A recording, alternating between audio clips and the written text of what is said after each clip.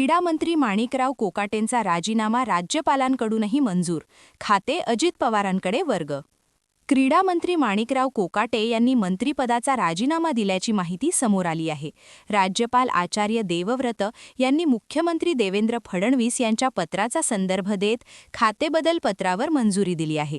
त्यामुळे राज्याच्या राजकीय वर्तुळातील ही सर्वात मोठी बातमी असून आता उपमुख्यमंत्री अजित पवार यांच्याकडेच माणिकराव कोकाटे यांच्याकडील सर्व खात्यांच्या जबाबदारी असणार आहे.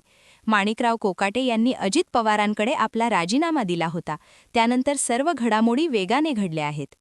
सदनिका घोटाळा प्रकरणी जिल्हा न्यायालयाने शिक्षा कायम ठेवल्यानंतर माणिकराव कोकाटे आज सकाळीच मुंबईतील लीलावती रुग्णालयात दाखल झाले आहेत. त्यांच्यावर तिथे उपचार सुरू असल्याची माहिती आहे. दरम्यान अजित पवारांकडे आपल्या मंत्रिपदाचा राजीनामा दिल्यानंतर माणिकराव कोकाटे यांची खाती उपमुख्यमंत्री अजित पवार यांच्याकडे सोपवण्यात आली आहेत. नाशिक सत्र न्यायालयाने काल सदनिका घोटाळा प्रकरणात माणिकराव कोकाटे यांना कनिष्ठ न्यायालयाने सुनावलेली 2 वर्षांची शिक्षा कायम ठेवली होती. यामुळे माणिकराव कोकाटे यांच्या अडचणीत वाढ झाली होती. विरोधी पक्ष माणिकराव कोकाटे यांच्या राजीनाम्यासाठी आक्रमक झाले होते. कोकाटे यांनी सत्र न्यायालयाच्या निर्णयाला मुंबई हायकोर्टात आव्हान दिलं होतं.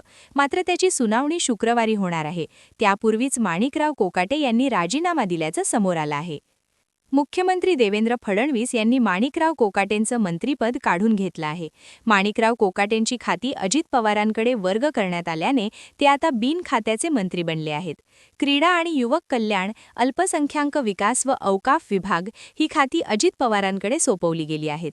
मुख्यमंत्र्यांनी राज्यपालांना पत्र दिल्यानंतर राज्यपालांकडूनही त्यास मंजुरी देण्यात आली.